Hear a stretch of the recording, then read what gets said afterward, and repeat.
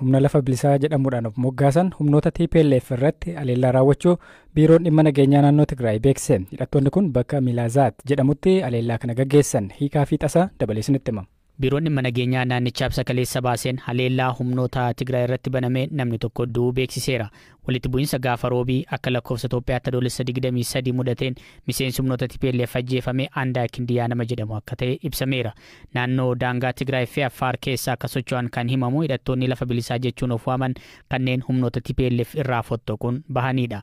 Hidhattoonni kunneen garee TPLF Dr. Dabratsiyoon Gabra Mikaa'eliin durfamuu fi ajajoota waraanaa TPLF aangoo irraa buusuuf jecha gara naannoo Affaar galuun qabsoo hidhannoo gaggeessaa akka jiru himu. Humnoonni kunneen dhiyeenya humna nagaa Tigraay jechuun of waamaa jiru. Gareen kun karaa kibba Tigraayin humnoota nageenyaa naannoo Tigraay waliin walitti bu'aniiru. Ibsi kaleessa biiroon nageenyaa naannoo Tigraay baase hidhattoonni maqaa lafa bilisaa jechuun of waaman uummata dogoggorsaa kan jiranii fi deeggarsa maallaqaa qaama alaarraa argataa jiru jedhe. Dabaluunis gareen kun paartii Simrat jedhamuun kan gaggeeffamuu fi dhalattoota Tigraay walitti buusuuf kan hojjetudha jedhe. Paartiin Simrat jedhamu pirezidaantii yeroo naannoo Tigraay kan turanii fi amma dhimmoota baha Afrikaa irratti gorsaa muummee ministeeraa Abiy kan ta'an obbo Getaachoo Raddaatiin durfama. Obbo Getaachoo Raddaa ammoo fuula feesbuukii isaanii irratti biiroon nageenyaa Tigraay jiraachuu naannichaa balaarra kan buusu ta'uu ibsan maallaqas qisaasaa akka jiru himatan.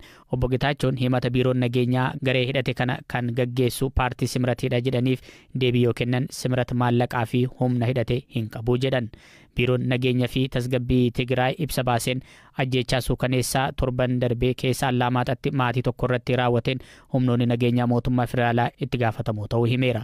Biirichi naannichatti humnootni nageenyaa garaa jiraatan illee magaalli Allaamaxaa komaandii poostii jala waan jirtuuf raayyaan ittisaa federaalaa fi poolisiin federaalaa naannicha bulchuuf itti gaafatamummaa akka fudhatan ibseera.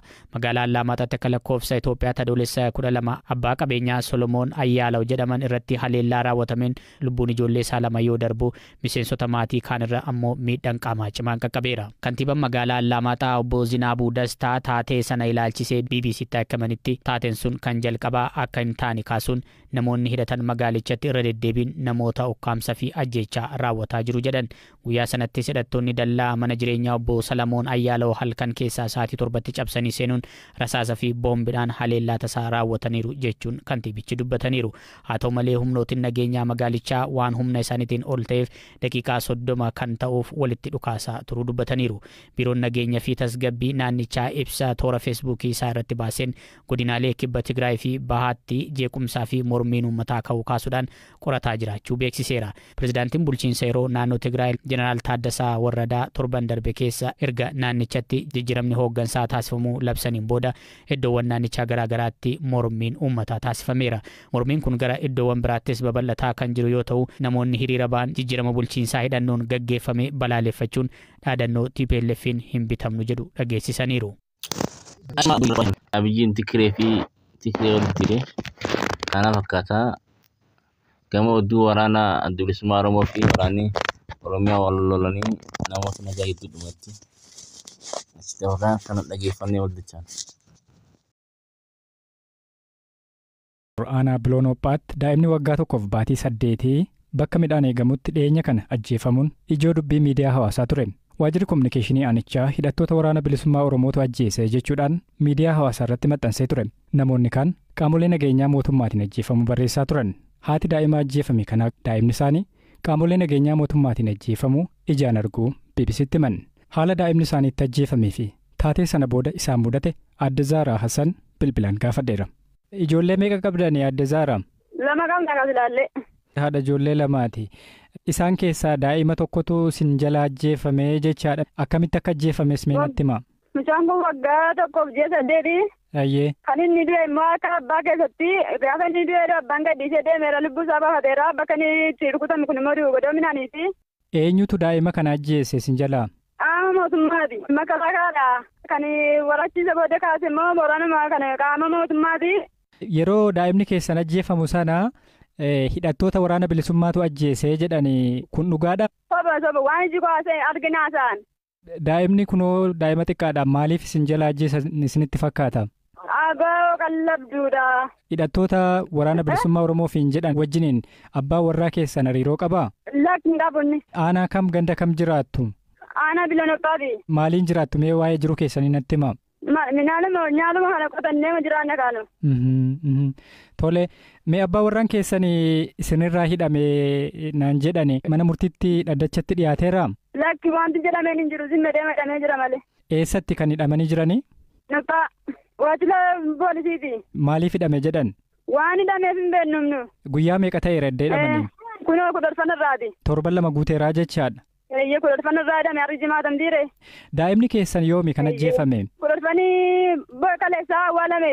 12 darbee rukutame. Waraana mootummaatu ajjeesee naan jettan maal uffatu yeroo sana taatee ture meenatti himaa bakka sana turtanii akkamitti isaan ta'uu bartanii? Milishaa magandaa keessa jira kaa. Uffata akkamii uffatu meenatti himaa taatee yeroo sana ture? Uffata raayyaa ittisa biyyaati.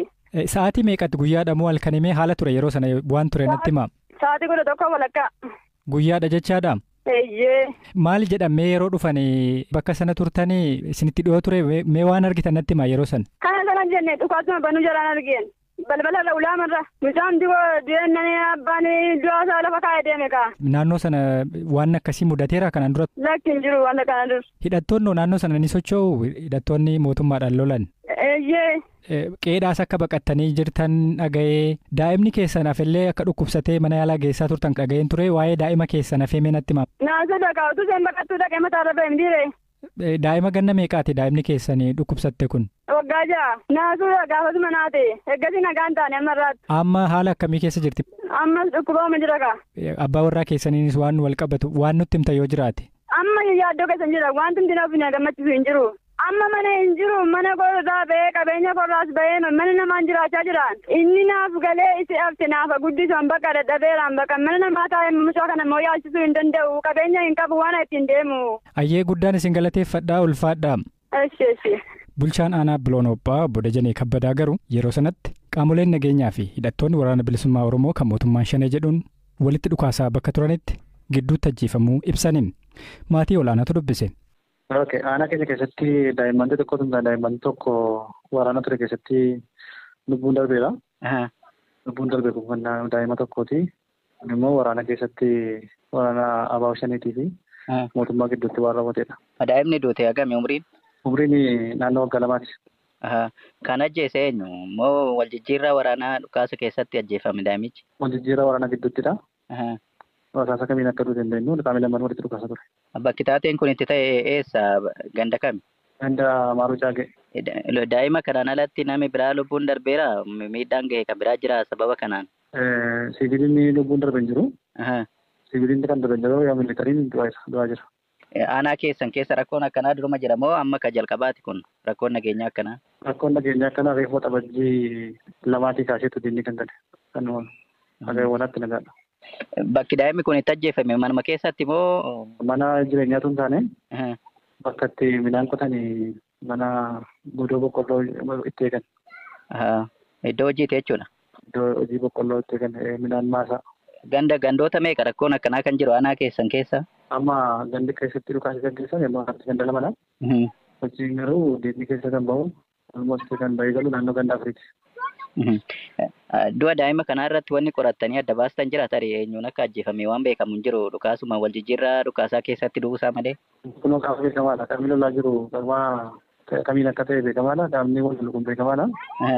Du'aatiin qaama militarii kanaas hin jira. Kan biyya gaafa sanaa daa'ima kana qofatu hin taane beekamaadha barreeffamaadha. Kan bulchaan aanichaa jedhanii fi kanaati daa'imaa adda zaaraan jedhaniin alatti BBC'n qaama walabaarraa addatti mirkaneeffanne. Koreen fannoo diimaa idil addunyaa walitti bu'iinsi naannoo Oromiyaa keessatti deemaa jiru lammiilee nagaa irratti rakkoo hamaa fidaa jiraachuu beeksisuu kaleessa gabaasuun keenya ni yaadatamam. Ashama kabajamtoota daawwattoota keenya akkuma amma dhaggeeffachaa jirtan Oromiyaa karaa kaabaa fi karaa Wallaggaa baay'ee giddu galeessatti lolli Oromiyaa keessatti kan deemaa jiru waraana Oromiyaa poolisii Oromiyaatii fi waraana WBO jidduutti. Waraanni kun gaggeeffamaa kan jiru kun akkuma beekamu waraana lamaanitti namoonni nagaa ijoolleen nagaa daa'imni xiqqaan kan du'ee jirudha. Kanaaf injifannoon adda bilisummaa Oromoo WBO wajjin haa ta'u isiniin jenna. Waan xalayaa pirezidaantii Eertiraa Isaayyaas Afeworqiif barreessuu ministeerri odeeffannoo Eertiraa akka ta'an Yemaane Gabramasqal ibsan xalayaan Tiraamp Eertiraaf ergan kun waa'ee maaliiti? Galaanaa Bilaay dabalee isinitti hima.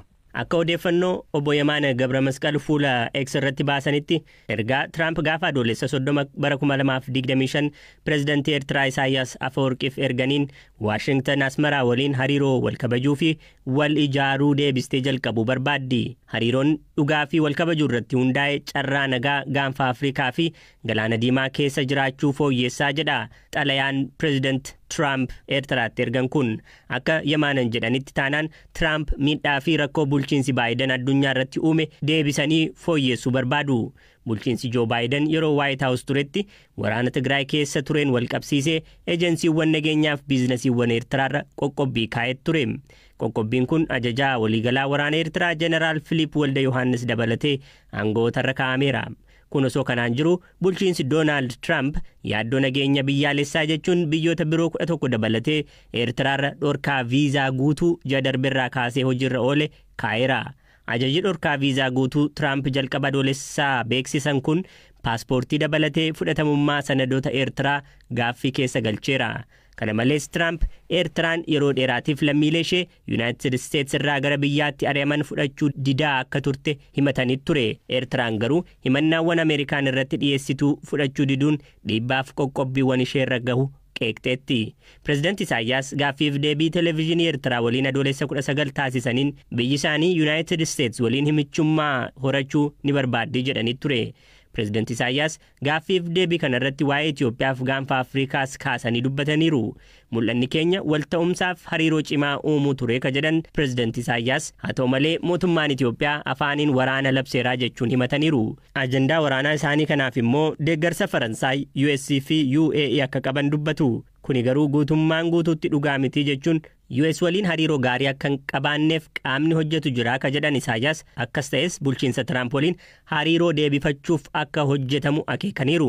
Carraaqqiin jalqabaa biyyoota lamaan gidduutti walitti dhufeenya sirreeffachuuf taasifame hin milkaa'in akka hafe kaasan pireezidantichi ammas itti fufee akka hojjetamu dubbatanii ture. Jalqaba akkuma dhufeen aangoo qabateen imaammatawwan jiran ni sirreeffamu jennee yaadnee ture, haa ta'u malee hin sirreeffamne. US fi Eertiraan hariiroo tolfachuuf yaaluun kun kan dhufe yeroo Asmaraaf Finfinnee gidduutti muddamni dhaga'amaa jiruttidha.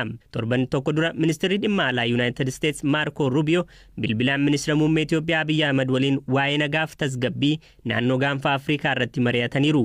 Ministeerri dhimma alaa US marii isaanii ministeera muummee Abiy waliin taasisan kanaan barbaachisummaa marii fi tasgabbii naannichaa hubachiisaniiru. Akka ibsa ministeera dhimma alaa kanaatti Rubioon haaromsa diinagdee Itoophiyaan taasifte ka dinqisiifatan yoo ta'u daldalaaf investimentii US babal'isuuf carraa guddaa qaban kaasuun dubbatanii ture.